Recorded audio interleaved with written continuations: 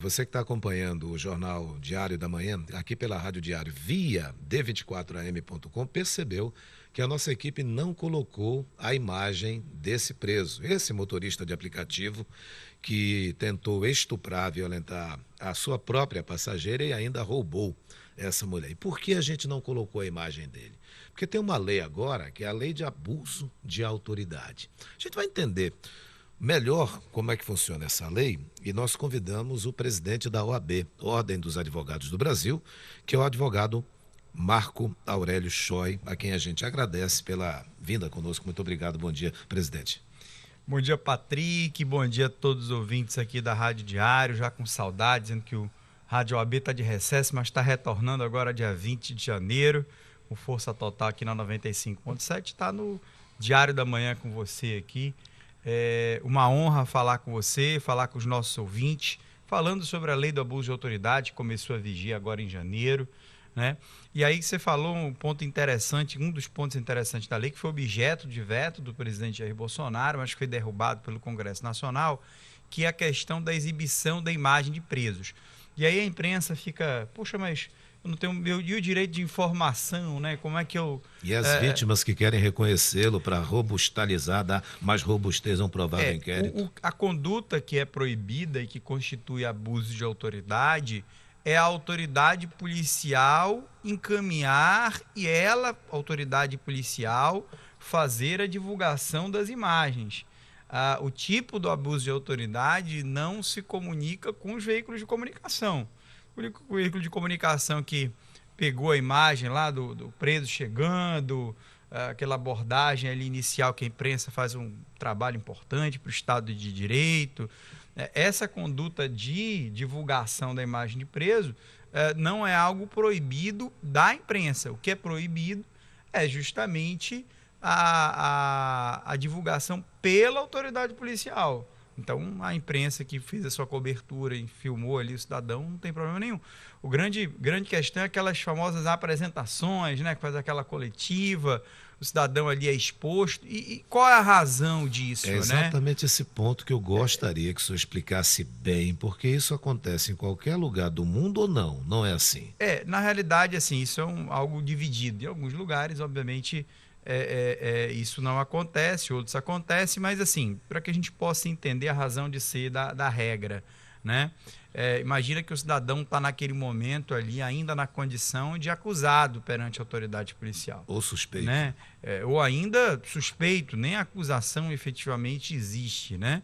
E aí ele ainda não foi condenado, e aí aquela exposição midiática da imagem dele patrocinada pela autoridade pública ali, porque uma coisa é você filmar ele chegando e para prestar os esclarecimentos, isso faz parte da divulgação que a imprensa faz, mas a partir do momento que a autoridade policial faz essa coletiva e disponibiliza essas imagens, imagina, a gente também tem que pensar, e o cidadão está nos ouvindo em casa, no trabalho, aí no carro, fica pensando, puxa, mas o cidadão é bandido, não vou ter o direito de ver quem é o cidadão, mas a gente possa ter ideia que ele ainda não foi sequer formalmente ainda indiciado nessas fases iniciais, quanto mais denunciado, quanto mais condenado. Então, aquela exposição da imagem dele gera um prejuízo sem precedentes, e por mais que daqui a 1 ano, 2 anos, no curso do processo penal,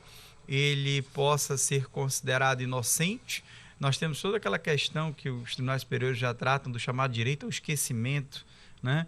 Do cidadão que você joga no Google hoje ali, está lá a imagem do cidadão que foi preso no dia tal, e isso é algo difícil, né? De que você consiga limpar aquilo, aquela imagem, exatamente. Forte, né? Mas a primeira impressão é a que fica. Exatamente. Geralmente. Mas o trabalho da imprensa é livre. Então, a imprensa filmou, divulgou. Agora, o que não pode é a autoridade pública fornecer esse material para a imprensa. Agora, presidente, de fato a polícia fazia isso, até para mostrar que o trabalho dela estava acontecendo, né? Então ela pegava o sujeito, o suspeito, já o apresentava, dava lá uma declaração por lá, tinha suspeito que era apresentado, ainda ria da cara de todo mundo, outros choravam, teve um que desmaiou, recentemente um caso, não sei se o senhor soube, mas esse até desmaiou lá, caiu, enfim. O fato é que essa lei está agora vigindo, ela está em pleno funcionamento. E há outros pontos que passam também a ser crimes em relação a isso. Por exemplo, a nova lei de abuso de autoridade, ela não permite invadir ou adentrar imóvel à revelia da vontade do ocupante sem uma determinação judicial. E tem pena para isso, de 1 a 4 anos de cadeia mais multa. Olha lá, Patrick, muita gente associou a questão da lei do abuso de autoridade, as limitações das autoridades públicas, Ministério Público, magistratura, atividade policial, especialmente quanto ao combate à corrupção, combate à criminalidade, que isso seria algo que facilitaria a vida do cidadão infrator.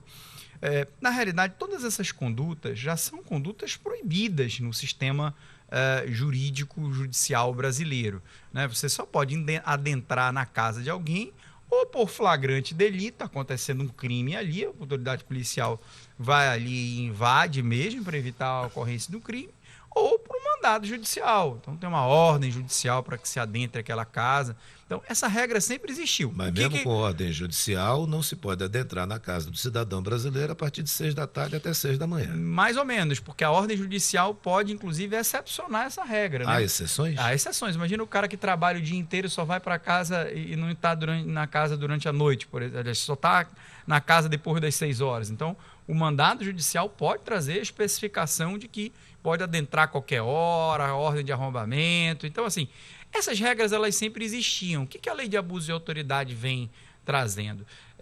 Vem criminalizar a conduta daquele que excede o seu poder. E aí, fazer aqui um parênteses, nós vivemos, Patrick, no Estado Democrático de Direito, onde todos estão sujeitos à lei, né? Inclusive as autoridades públicas, né? As autoridades públicas também estão sujeitas à lei, sujeitas às regras, e a atuação delas tem que ter limite, né? É inimaginável que no Estado de Direito, onde a gente tem uma imprensa livre, onde a imprensa, repito, exerce um papel importante, porque são os olhos da sociedade, a voz da sociedade. Às vezes você está aqui no microfone, o Patrick que está falando, né? É a voz da sociedade que está aqui repercutindo, fazendo com que o cidadão que está nos ouvindo forme sua opinião, consiga formar o seu convencimento, né? Na verdade, você leva subsídios, elementos para que ele forme a convicção dele. Você não forma a convicção, mas ajuda, né, o cidadão a ter a divulgação das informações, melhor, né? Pensar melhor no assunto, e tomar a decisão dele ali, o que ele achou. Exatamente, exercer melhor a sua cidadania. Então, é inegável que no Estado de Direito a gente não possa ter agentes públicos responsáveis pelos seus excessos. E a lei, eu repito aqui, é para a prática dos excessos, né? O abuso da autoridade, o exercício do direito de autoridade, ele é um exercício regular de um direito. Essa lei, doutor Choi, ela prejudica o trabalho da polícia ou não? Acredito que não, nem da polícia, nem a atividade de persecução do Ministério Público, nem a atividade do Poder Judiciário, né? São atividades regulares, prejudica aquele que habitualmente abusa da autoridade que tem, né? Aquele que exerce a sua autoridade nos limites que a lei impõe, e repito, todas essas condutas já são condutas proibidas por si só, né? Mas que agora nós passamos a ter responsabilidade penal desses agentes públicos. A OAB concorda com a lei de abuso de autoridade? Concorda, inclusive há uma grande vitória para a advocacia com a lei do abuso de autoridade, porque um dos dispositivos da lei do abuso de autoridade fala de que a violação às prerrogativas da advocacia constitui crimes de abuso de autoridade. E aí, quando a gente fala de violação de prerrogativas da advocacia, nós não estamos falando de privilégios para os advogados. Prerrogativa da advocacia é direito do cidadão. Você, cidadão que teve um filho ali acusado indevidamente, um parente seu, e aí, repito mais uma vez, Patrick, só quem já foi vítima de uma grande injustiça sabe do que eu estou falando, e qualquer um que está ouvindo a gente, às vezes a gente acha que é algo distante da gente, é algo que não vai acontecer com a gente, mas cidadão que tomou um vinhozinho ali a mais, foi pego na blitz da lei seca e vai ser preso, vai ser algemado, são as regras do jogo, né? Está lá no Código de Trânsito Brasileiro, mas o que nós precisamos coibir? Os abusos. Então, o cidadão, por exemplo, está incomunicável com a família. A família não consegue falar com o preso. E aí o advogado vai lá e diz, não, eu tenho o direito de acessar o preso, de falar com o preso. Então, quando a gente fala da prerrogativa da advocacia, nós estamos falando de um direito do cidadão. Inclusive, por exemplo, de comunicabilidade com o seu advogado, com a sua família. Então, assim, uma vitória da advocacia também, a lei do abuso de autoridade, na feita que houve a criminalização das afrontas da prerrogativa da advocacia. Advogado Marco Aurélio Choi, presidente da OAB, Ordem dos Advogados do Brasil, Seção Amazonas, muito obrigado pelos esclarecimentos a respeito da lei de abuso de autoridades. Obrigado, Patrick, obrigado aí para todo mundo aqui da sintonia da 95.7. É isso aí.